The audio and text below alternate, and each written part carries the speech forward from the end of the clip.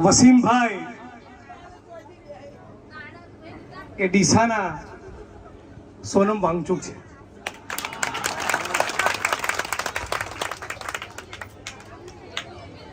અને પોલીસ એમને ઉપાડીને લઈ જાય એની પહેલા હું એમના હાથ જોડી વિનંતી કરી આંદોલનનો બીજો રસ્તો બતાવી આજે એમના પારણા કરાવવા માટે આવ્યો છું. પણ એની ઉપર વાત કરું એ પૂર્વે આજે મને ખબર પડી કે આ તો પેલા 8 ચોપડીનું કામ છે.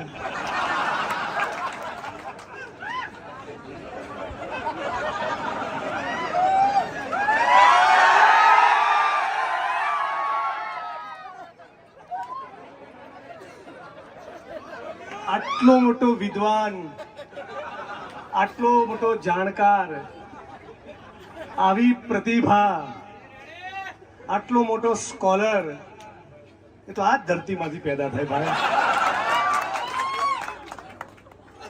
ધન્ય છે આ ધરાને,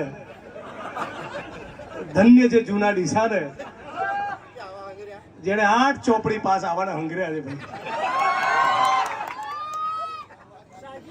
પણ મૂળ તો આ ધરતી એટલે હિન્દુ મુસ્લિમની કોમી એકતાની ધરતી.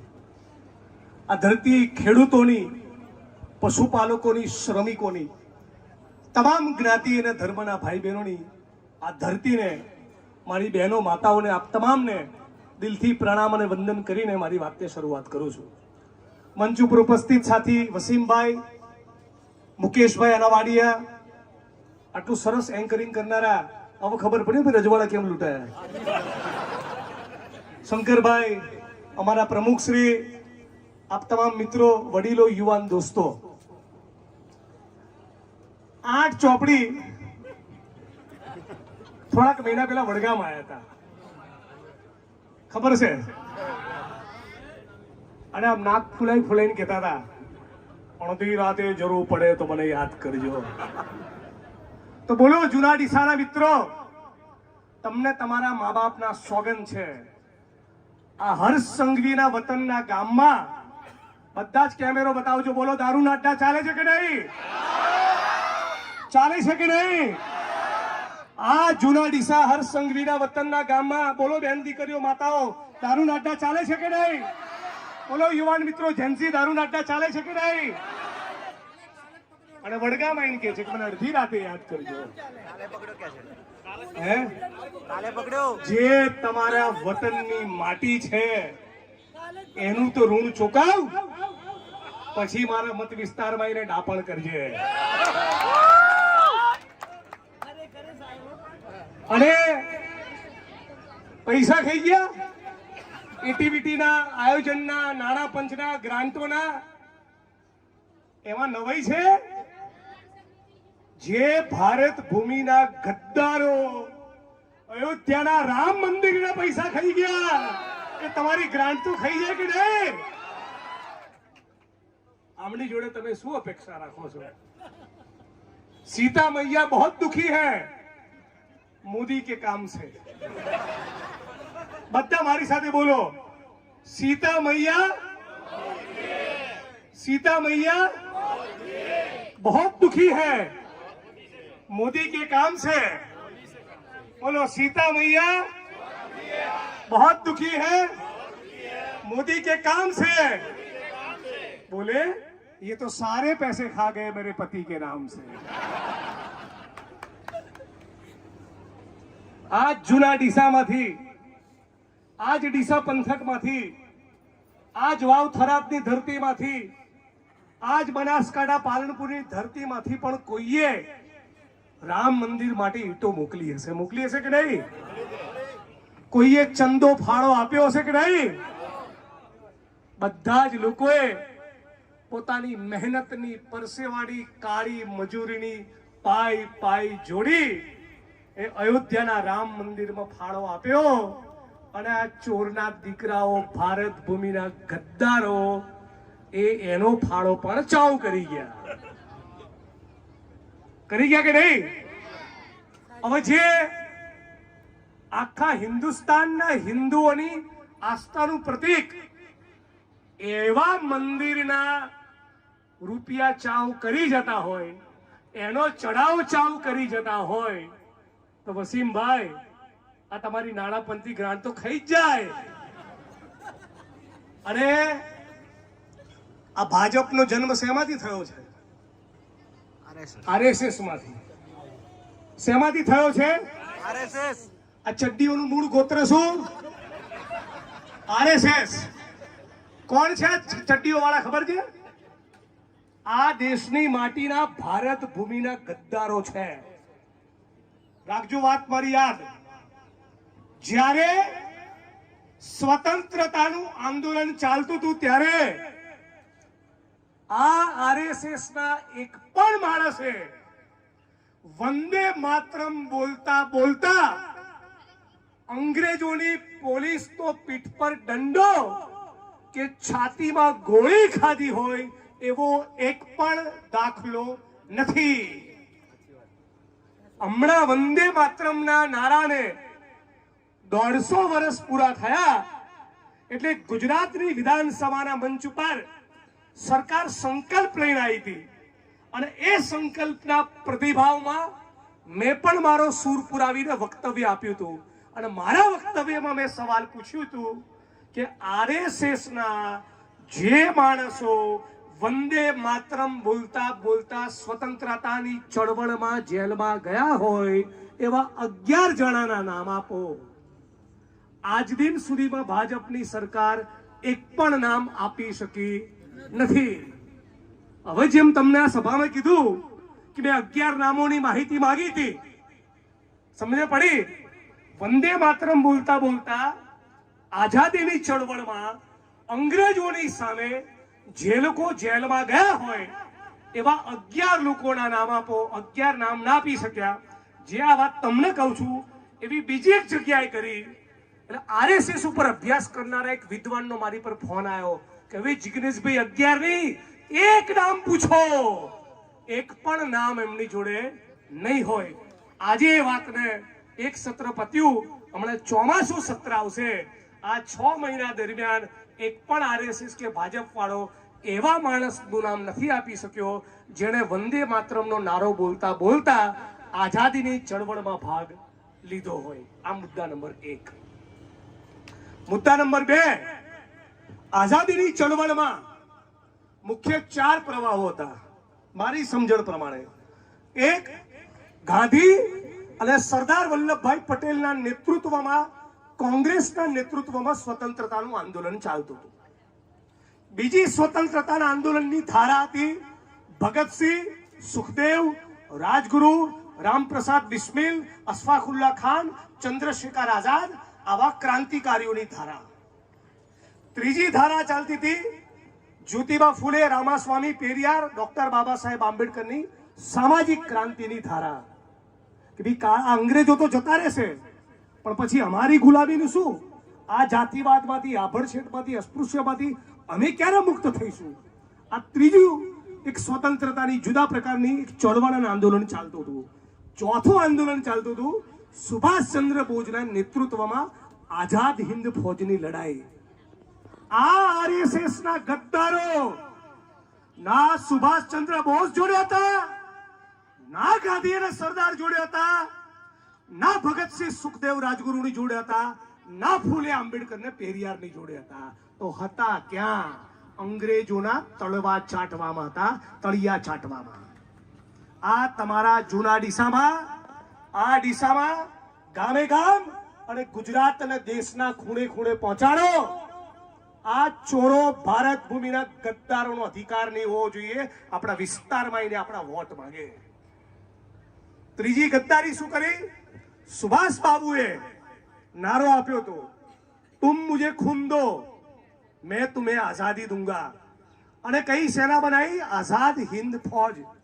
વસીમભાઈ, આ અંગ્રેજોની સામે સુભાષ બાબુએ આવા નવી પેઢીના છોકરાઓને, યુવાઓને કીધું કે આવો, તુમ મુझे खून दो मैं तुम्हें आजादी दूंगा.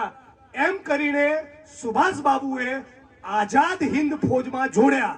સેના માટે અંગ્રેજોની સામે લડવા, તો ત્યારે આ આરએસએસ ના ગદ્દારો યુવાનોની ભરતી શેમાં કરાવતા હતા જાણો છો? અંગ્રેજોની સેનામાં જાઓ કે શેમાં જોડાવાનું કહેતા હતા? સુભાષ બાબુની હિન્દ ફોજમાં નહીં, હિન્દ ફોજમાં નહીં, અંગ્રેજોની સેનામાં. એટલે ફાટણિયાઓ, તમારી અંગ્રેજો સામે એટલી બધી ફાટતી હતી તો ઘર પકડી લેવું તું, પણ તમે ઘર ના પકડ્યું, ચૂપ ના બેઠા. શું કર્યું? અંગ્રેજોની દલાલી કરી. આવા અંગ્રેજોના દલાલો, આવા અંગ્રેજોના તલવાર ચાટવા વાળાઓ ભારત ભૂમિના ગદ્દાર આરએસએસ વાળાઓની સામે જુનાડીસા હોય, ડીસા હોય, વડગામ હોય, પાલનપુર હોય, ગાંધીનગર હોય કે દિલ્હીની સડકોમાં સોનમ વાંગચુકની જેમ લડવું એ નાગરિક તરીકે આપણા બધાનું કર્તવ્ય છે, આપણા બધાની જવાબદારી છે. અને કોંગ્રેસ વાળા ભાઈ છે એટલે નથી આવ્યો. કાલે કોંગ્રેસ વાળો ખોટું કરે મને કહેવાનું, આ જાહેરમાં કહું છું, એને નવરો કરીશું. કોઈના બાપની હાડાબાડી રાખવું એવું નથી. આપણે ચૂંટણીના રાજકારણ એવો કોઈ હવાજ નથી. આ રોડ છે ને, એ રોડ આપણા બાપનો જે કોઈ નહીં લઈ જાય. પદો તો આવશે ને જશે, બાકી ઇન્કલાબ કરવાની તમારી તૈયારી હશે અને જનતા તમારી જોડે હશે, જેલ જવાની તૈયારી હશે, એફઆઈઆર થી ડરતા નહીં હોય તો પછી ઇતિહાસ તમે બનાવશો. ઇતિહાસ. અને આ દેશની અંદર ધારાસભ્યો, સંસદ સભ્યો, મંત્રીઓ ઇતિહાસ નથી બનાવતા. ઇતિહાસ તો લડનારા આંદોલનકારીઓ બનાવે છે, જેની ધમની અને શિરાની અંદર ઇન્કલાબ જીવતો હોય એવા માણસો ઇતિહાસ બનાવે છે. ધારાસભ્ય, સંસદ સભ્યો નહીં બનાવતા, તો ખાલી બાંકડા મૂકે. એટલે આ વસીમભાઈ જેવા બનો, લડત લડતા શીખો.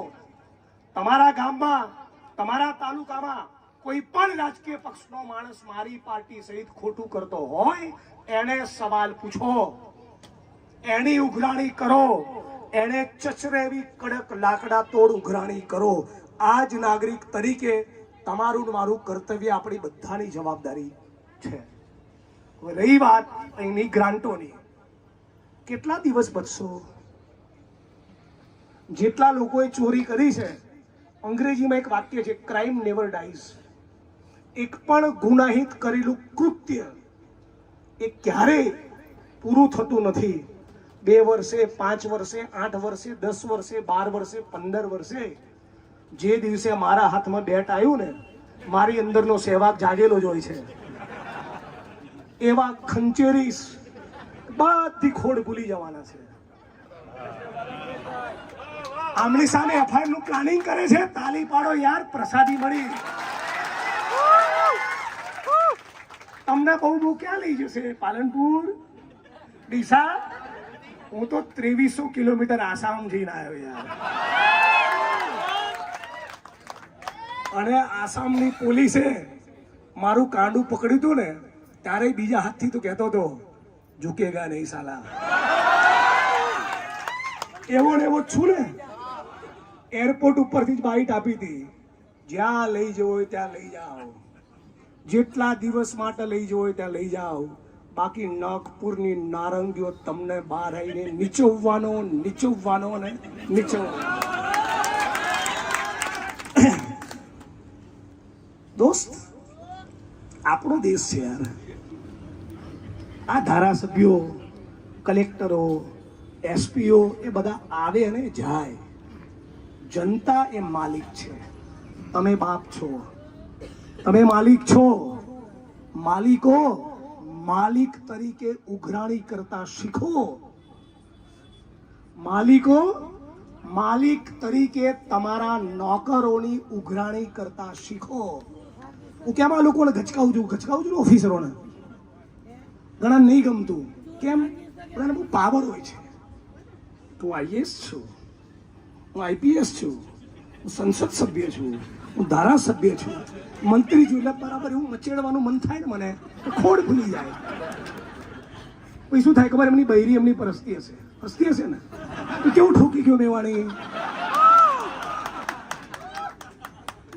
એટલે મુકેશભાઈ, તમારી પર ખોટી એફઆઈઆર કરે ને, કોઈના ઈશારે, પોલીસ કર્મીના ઇશારે, કોઈ મંત્રીના ઇશારે, તો ચિંતા ના કરજો.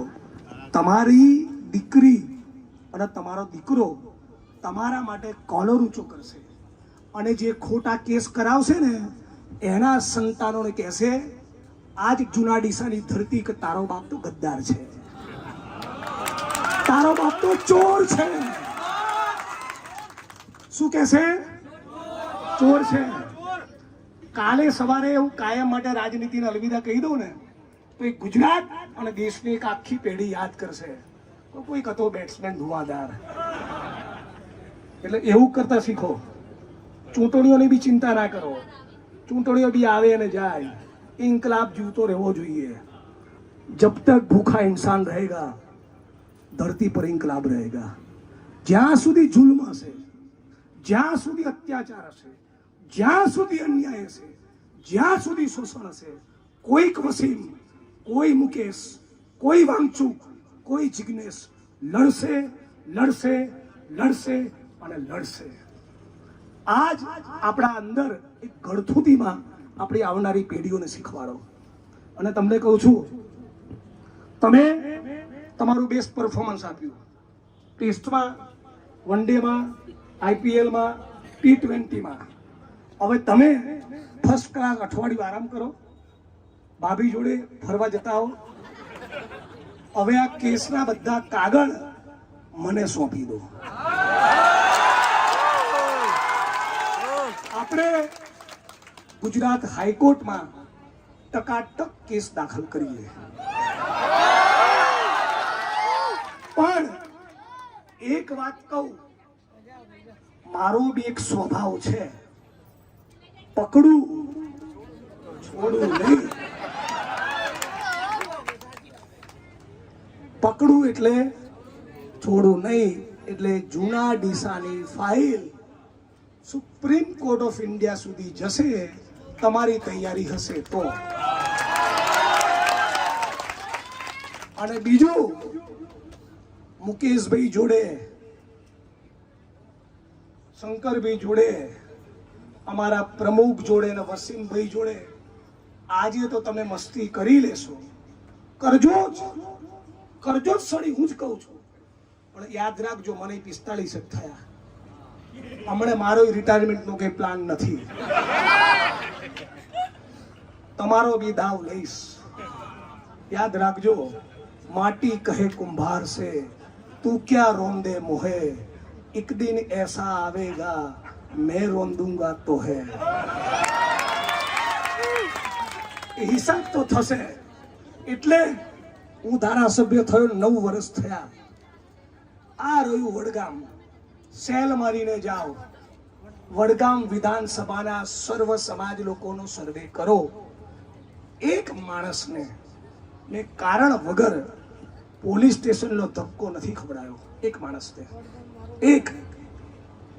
એક માણસ ઉપર ફરિયાદ નથી કરાઈ. 2 ગ્રુપ લડતા હોય, સમાધાન કરાયું હશે ન્યાયના હિતમાં.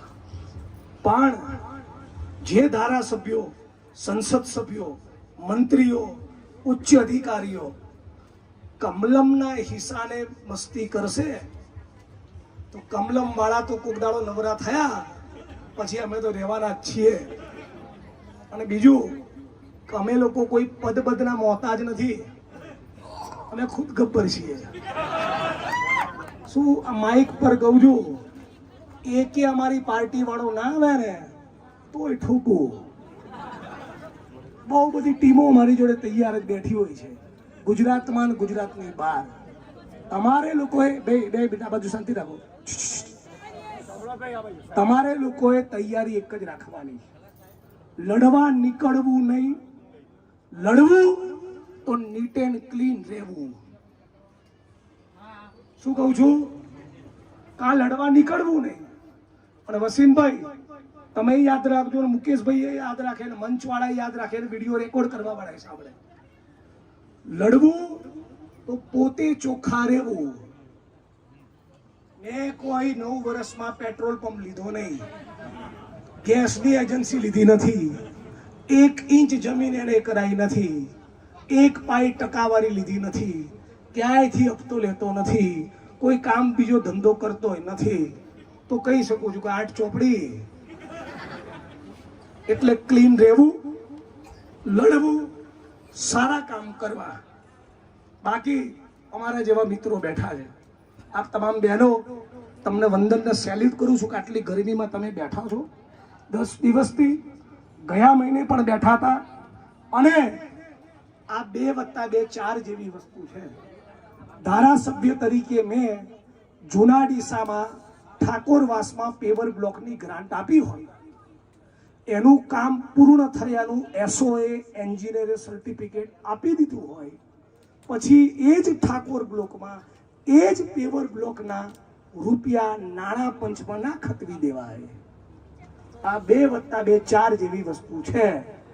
મતલબ કે તમે એક જ કામને 2 વખત થયેલું બતાવ્યું, એવું બતાવવા માટે બનાવટી દસ્તાવેજ ઊભા કર્યા. બનાવટી દસ્તાવેજને સાચા તરીકે સરકારી કચેરીમાં જમા કર્યા અને સરકારની તિજોરીમાંથી નાણાંની ઉચાપત કરી. સવાલ એ બી થાય છે કે બનાસકાંઠા જિલ્લાના DDO ને કલેક્ટરને તમે મળીને આવ્યા, એમને પણ કહું છું કે સાહેબો એટલી તો હિંમત બતાવો કે છૂછા જેવી FIR તો કરો. આમાં તમારે ક્યાં કેબિનેટ મંત્રીને અંદર નાખવાનો છે? હે, આટલી પણ હિંમત કરી શકતા નથી. તમે જુઓ, હું કેવા ઓફિસરોને ઠોકું છું. તમે એસપીની ચેમ્બરમાં ગયા હોય કોઈ પણ જિલ્લામાં, કોન્સ્ટેબલ જેવી રીતે કેવી રીતે વાત કરે? હા બોલ, શું તું તારે નોકર હોય એમ, બરાબર? આમ જનતા જોડે બી બદતમીઝી કરે. કમલમમાંથી ફોન આવે એટલે હાજી હાજી કરે. તો મોટા પૂંજીપતિ, ઉદ્યોગપતિ, બિલ્ડર, કોર્પોરેટ કંપનીના માલિકની સામે FIR કરવાની હોય અને તમારી ફાટે તો સમજી શકું છું. આના જૂના ડીસાના 1-2% કૌભાંડમાં તમે કોગ્નિઝન્સ નથી લઈ શકતા? ઢાંકણીમાં પાણી લઈને પ્રશાસને ડૂબી મરવું જોઈએ. ઢાંકણીમાં પાણી લઈને ડૂબી મરવું જોઈએ. કારે ઉઠીને કોઈ મોટા નેતા કે મોટા પૂંજીપતિનું 5000 કરોડનું કૌભાંડ હોય તો તમે આના શું તપાસ કરો? અને તમારામાં આટલું વેત ના હોય તારે મરી જાવ ને. શેના માટે ઓફિસરો થયા છો? હે, શેના માટે ઓફિસર થયા છો? આ સવાલ પૂછવો જોઈએ કે નહીં? તમને કાલ ઉઠીને 5000 કરોડના કૌભાંડની તપાસ સોંપીએ, તમે કરો શું દિયોરો? હે, શું કરો તમે? તમને મોટા કોઈ અદાણી કે અંબાણીની ફાઇલ આપી હોય તો 20000 કરોડનું કૌભાંડ છે તો તમે શું વાયરો તપાસ કરો?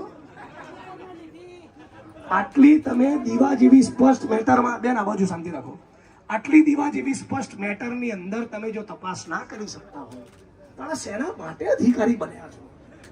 બીજું કંઈ કરવું હતું ને જીવનમાં? આટલી શરમ નહીં આવતી? અને ખાસ કહેતો જઉં છું કે વસીમભાઈ એ લડ્યા છે, એ તમારા બધા માટે લડ્યા છે. સર્વ સમાજના લોકો, હિન્દુ મુસ્લિમ બધા માટે લડ્યા છે. આવા માણસની લડતમાં ટેકો આપજો. મુકેશભાઈ, શંકરભાઈ જેવા માણસોની લડતમાં, આંદોલનમાં ટેકો આપજો. આવા માણસોને એકલો પડવા દેતા નહીં. બાકી આજે તમે જે ચીચિયારી કરો, તાલી પાડો, વિડીયો લો છો ને એનો કોઈ મતલબ નથી. કાલે ઉઠીને આ સભામાંથી 5 જણા હોય તો પણ તમે ટેકો કરજો. એ આપણી જવાબદારી, આપણું કર્તવ્ય છે. ક્યારેક હું લડવા નીકળું તો ક્યારેક 5 માણસ નીકળે, ક્યારેક 5000 પણ નીકળે. આપણા દેશની જનતાની તાસીર આવી છે ભાઈ, પણ આપણે સત્યનો રસ્તો કોઈ દિવસ ચૂકવો નહીં. અને રાહુલજીનું વાક્ય યાદ રાખજો, ડરો મત. ડરવાનું તો નહીં જ. અને વસીમભાઈ ને મુકેશભાઈ, છેલ્લે મારી વાણીને વિરામ આપતા પહેલા, લડો તો ક્યારેક કિંમત પણ ચૂકવવી પડે. मरना भी नहीं है और जन्नत जाना है, ऐसा नहीं होवे बाबा. जिग्नेश भाई अमित्या अमित्यो केवो तासामનો આટો મારવો બી પડે, પછી અંદર જઈને અફસોસ નહીં કરવાનો, બરાબર? બહુ પાર્લામેન્ટમાં ડોક્ટર બાબા સાહેબ આંબેડકરનું અપમાન કર્યું ને, કે શું આંબેડકર આંબેડકર આંબેડકર કરો છો, ત્યારથી એને અમિત્યો અમિત્યો અમિત્યો કરું છું. બરાબર ને? હિસાબ તો થવો જોઈએ ને. તું જે દિવસે સોરી કહીશ એ દિવસે હું બી તને સોરી કહીશ. હે તડી પાર. એક દિવસ અમદાવાદમાં મારો કાર્યક્રમ હતો. છેલ્લે એક કિસ્સો કહું. મજા આવશે, સિટી મારવાનું મન થશે. તો અમદાવાદના કાર્યક્રમમાં પોલીસ પરમિશન નતા આપતા. ડીસીપીને ફોન કર્યો તો 12 વાગ્યા છે, સર્કિટ હાઉસમાં બેઠો છું, 2 વાગ્યાને 1 મિનિટ થઈને તો પોલીસ પરમિશનનો લેટર મારા હાથમાં હથેળી પર ના આવ્યો. મારાથી બંદૂક કોઈ નહીં હોય, ખડાક લઈને 1:30 વાગે આવી ગઈ. લો સાહેબ પરમિશન. પછી પરમિશનના લેટરમાં એવું લખ્યું હતું કે ભારતના ગૃહમંત્રી અમિત અનિલ ચંદ્ર શાહ વિશે કોઈ ટિપ્પણી નહીં કરવાની એ શરતને આધીન પરમિશન આપીએ છીએ. મેં કીધું આ નવું આવ્યું. એટલે મેં તો કઈ નહીં, કાર્યક્રમ ચાલુ થયો, માઇક હાથમાં લીધું, બધું પોલીસના મિત્રોને હું સંપૂર્ણ સહકાર જાહેર કરું છું. ભારતના ગૃહમંત્રી અમિત અનિલ ચંદ્ર શાહ વિશે એક શબ્દ નહીં બોલવું, પણ પેલો તડીપાર જે અમિત્યો છે એના આજે છોતરો કાઢી નાખવાનો છે. બરાબર? બોલો બાબા સાહેબ કીધું તું તાણા આવી જાય. આપણે તૈયાર જ છીએ. આસામ જવાનું આવે, અરુણાચલ જવાનું આવે, મણિપુર જવાનું આવે. હું તો પૂનમ ભરવા જાઉં ને આસામમાં, ફર્સ્ટ ક્લાસ ત્યારે ડુંગરા જોઉં, મસ્ત બ્રહ્મપુત્રા નદીના કાંઠે ફોટો પડાવું, આસામની અલગ અલગ ડીશો કહું, કોઈ ટેન્શન જ નથી. અપને સાથ આના બી ફ્રી, જાના બી ફ્રી, પકડે ગયે તો અંદર ખાના બી ફ્રી. આવી ભાવના રાખવાની, ખોટું નહીં કરવાનું, લડવાનું, ડરવાનું નહીં. આટલું કહીને મારી વાણીને વિરામ આપું છું. આપ તમામ લોકોનો શુક્રિયા, ખૂબ ખૂબ આભાર. શું છે શ્રી જિગ્નેશભાઈ મેવાણી સાહેબ આપણા કન્ટિન્યુ 10 દિવસથી બેઠેલા વસીમભાઈ ચાવડાને પારણા કરાઈ રહ્યા છે. વસીમભાઈ તો માગે બળો, વસીમભાઈ તું માગે બળો. વૈષ્ણવજન તો તેને કહીએ જે પીડ પરા